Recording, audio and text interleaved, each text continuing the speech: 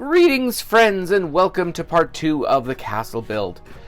Last time we built this castle, which you can find just up there, and this time we're going to be building the scenery for the bottom of it.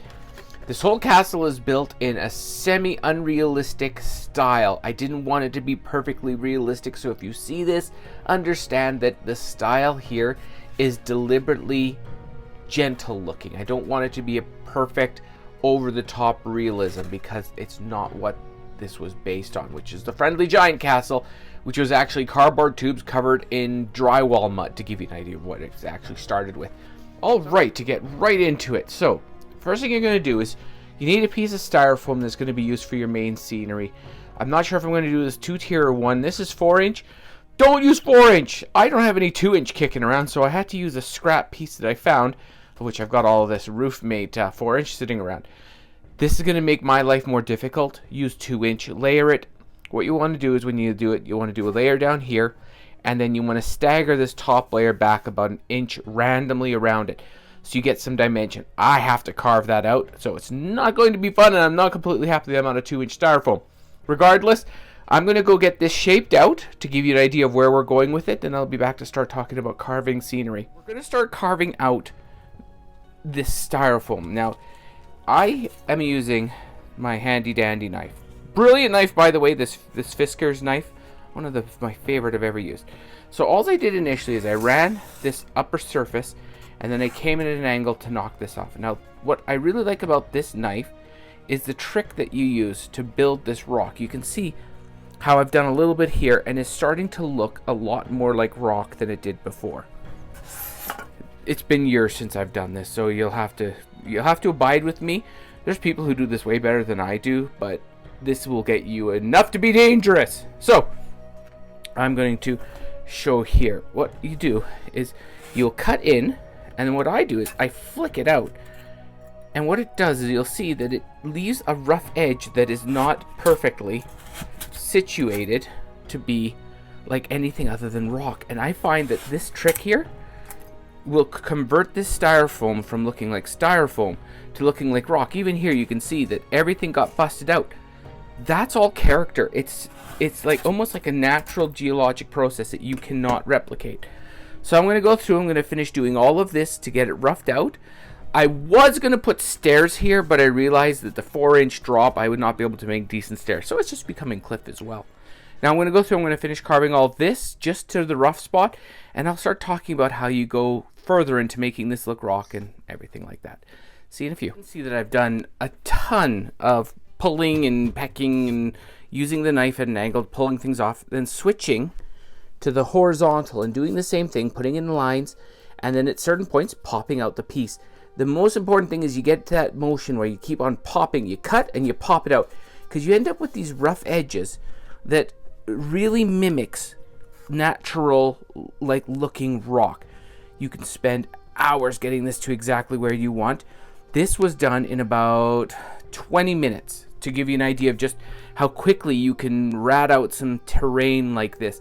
And like I said, part of me wishes this piece was bigger so I could have a bigger differentiation between these planes, but I didn't want to use a different piece of styrofoam because this is considered fun and I don't need to use a big piece. So what I'm going to be doing now is I'm going to be taking this, I'm going to be putting a black base coat on the whole thing. If you want more aged looking rock, you can get a heat gun and hit the whole thing with the heat gun gently. What it'll do is it'll seal the rock, it'll soften the edges a little bit to make it look more weathered, and yeah, but that's up to you. I want more rough and ragged looking rock, so this is what I'm going with.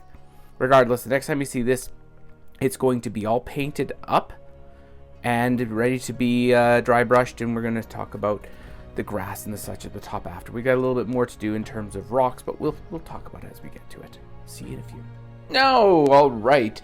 As you can see, the castle is now placed on my primed and finished base. We're going to be dry brushing that right away using, I'm just using gray and a bit of parchment for highlights. Be very careful with this. You don't want to overdo it.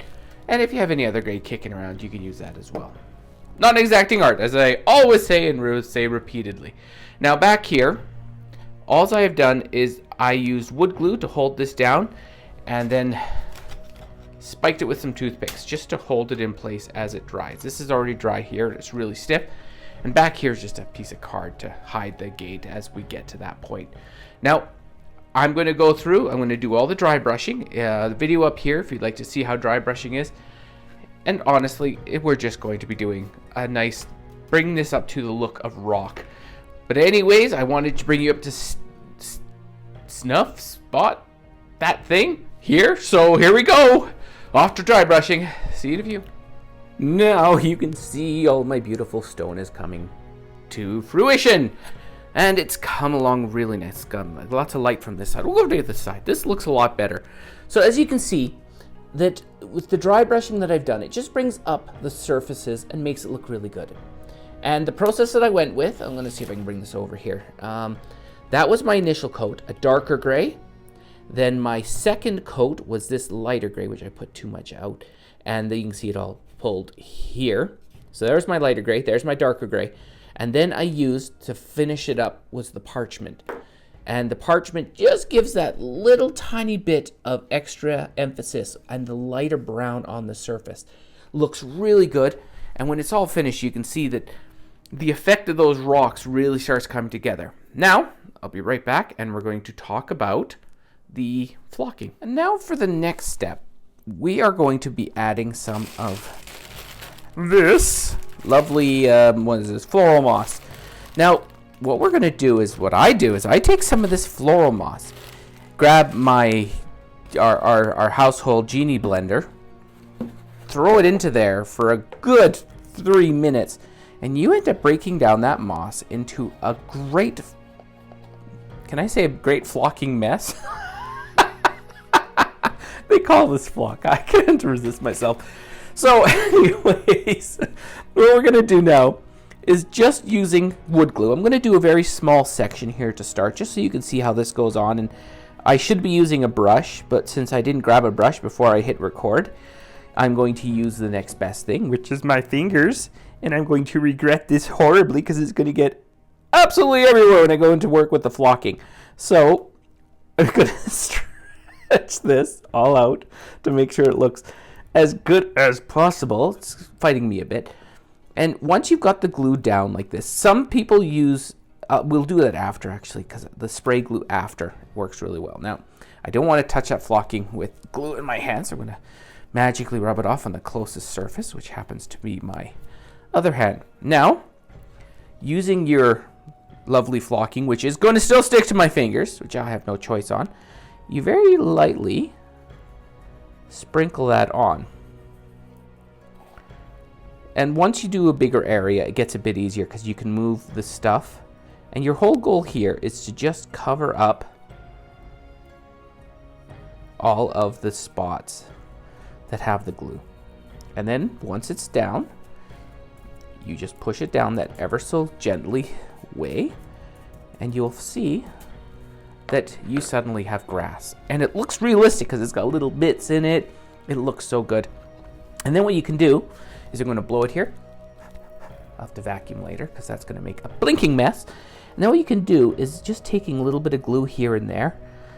You do a few more little spots. Just push it down gently. And as it dries, it'll hold it on.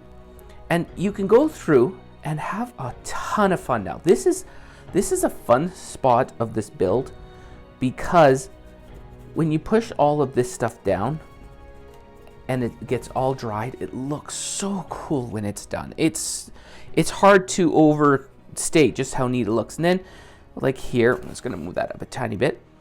You see like little spots like that. You don't have to do whole surfaces. You just want to do enough where it looks like that's where grass would grow. And you'll see that there's too much there because obviously it's going to go. And when you blow it away, you can see just how amazing the terrain looks right away. And then the contrast of the green, and I'm going to put a bit more here so it like comes over the edge. I'm going to have some fun. So I'm going to be back after I do all of this grass work, and we will talk about the stuff like working on the door of the building and whatever else I feel like doing to this miniature before I am finished here. See you in a few. Right, well, first thing off the bat, to my lovely wife, all these little bits of green moss you find around the house for the next 2.5 weeks has nothing to do with me. It was the bird that made the mess. Yeah, the bird made the mess, and that's the story, and I'm sticking to it. Anyways, here we go. Grass is down, and it's looking pretty good. We're having a few little white spots because the glue is still drying underneath. I went and I had these old woodland scenic trees kicking around. You don't have to do this, but if you end up doing miniatures, you'll get all into stuff. And I'm going to state point blank, this is the entry level of scenery building. Man, if you ever want to see incredible stuff, go look up HO Railway Scenery Building. As a kid, I always loved looking at how those scenes were built, and I just was still blown away on what they did. In reality, prop making is very much a combination of all the things you encounter, and man, I'm going to say that the HO Railway people, they're the first step to going and looking at like super detailed scenery and the such like that, because the ideas and the tools and the stuff that they use is incredible. Anyways, I digress. Moss is down, the trees are coming in. Now what'll happen is we come down here, and now we start getting the perspective of how this thing's going to look with the forced perspective and everything like that. I'm using these trees at the back to block off the fact that the scenery's ending over there. Now I'm going to go through using more of this moss. I'm going to start sticking on some specific details here and there, and once we've got that done, I'm going to finish up how this drawbridge is going to go. Regardless, I'll be back after that, and we'll talk about whatever else I encounter. Oh, yes. Next time you come back, you will see that there's going to be little flags all over the place here. And yeah, that's where we're going to go to next. I'll be back in a few. We are making great progress now. Okay, you can see here, let's see if this stays in focus, all of the little bit of work I did with the lichen and the Spanish moss. You can see it hanging down right here. And all of the stuff I just combined to have some fun with it. And as I went back further, I used smaller and smaller pieces to give that view that you're getting that perspective of what's in the front and what's in the back is much smaller. And as you can see, it really is starting to have that amazing effect of that forced perspective. Now up here, I've put the toothpicks in for the flags, which I'll be designing up right away and printing out, and I'll throw a file down there for if anybody wants to use them for whatever reason. We'll just do it anyways. Regardless, I'm going to go finish up the drawbridge, and I'll quickly go over what I did with that. And I may or may not put some doors in there. I haven't decided yet. But regardless, I'll be back to talk about the final steps. But man, I'm really happy with how that whole terrain has ended up looking on this thing. Regardless, see you in a few. Right, we're going to get you all caught up, and I got a bit carried away. So I apologize. I ended up building and then realized that I really should take you all along for the ride at some point. So we'll go over what I've done. First of all, you can see that the drawbridge is built. It's built out of you saw it right at the beginning of the first video that I built the whole thing around this drawbridge based on size. But down here you can see an aluminum nail through a part of a hinge, and then that is drilled into the actual drawbridge itself.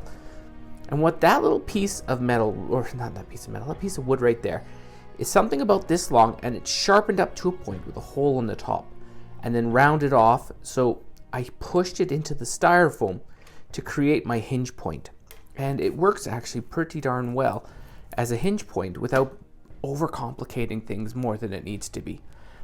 Then, similar to how I did this door, you can see that the actual patterning on the drawbridge itself was done with just pretty much cutting the lines every 1 centimeter, and then I used a chisel. You can use a Dremel to do this as well, but I like the way chisels feel, and you can see. And then I went through and I did some smaller lines here and there, and then obviously you can see that I did work with the styrofoam after the fact, and that was a bit of a mistake on my behalf because the varnish was still sticky on it. Speaking of varnish, this is the one that I used. A dark walnut. Just gives it a really nice looking feel to it. Now up here, you can see, let me get down here. Here, you can see where this chain goes through this wall. There is like a plastic feeder. That's to stop the styrofoam from being eaten up. And what that is it's a pen lid that I cut down, 2 of them, to stick through the wall so the chain has something to feed through without chewing up the styrofoam. Stupid simple, and that was just the color that I used that I could find. It was a dark green. It looks good. It doesn't go out of the way. So now what this does is it allows the chain to pull the drawbridge up. You can see that wire in behind. It's connected to each other side, and then what you do is you just pull that, and then the drawbridge will automatically retreat and go back up into the actual building. Now, the last thing we're going to be working on is the doors here. And I was going to make them opening, but then I decided that the mechanism was going to be too hard. So I took a piece of 3/4 inch. It does not have to be 3/4 inch. The reason I used it is because I needed something that was 5 inches high, and all my small pieces were not there. So I just used what scrap I could find because it doesn't really matter. Then sawing down the middle, so what I did is I put this in behind. This notch here and that notch there is to get around those two openings on the other side. And then once it was in place, I just drew the door onto it so I know what kind of space I was dealing with. Then once again, I measured 1 centimeter all the way up using my chisel, or a Dremel in your case. I went and did all of these lines. I'm going to be staining this, but I figured I'd show you the last step that I did here. Is using thinner wood. I think this is 1/4 inch. It could be even thinner, but it's the stuff that I have on hand, and I'm not about to go chasing, thinner wood just for the sakes of what's going on here. And what this is going to be is going to be the banding on the door.